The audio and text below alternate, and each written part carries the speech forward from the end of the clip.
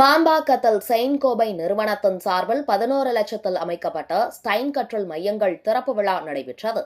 மாம்பாக்கம் மற்றும் சென்னாக்குப்பம் அரசு பள்ளிகளில் சமஸ்கிரியா பவுண்டேஷன் மற்றும் செயின்ட் கோபை நிறுவனத்தின் சார்பில் 11 லட்சம் செலவில் அமைக்கப்பட்ட ஸ்டைன் கற்றல் மையங்கள் திறப்பு விழா நடைபெற்றது.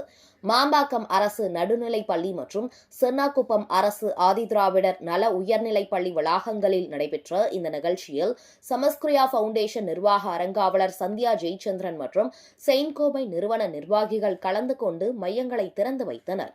இந்த நிகழ்ச்சியில் பள்ளி தலைமை ஆசிரியர்கள் மற்றும் மாணவர்கள் கலந்து கொண்டனர்.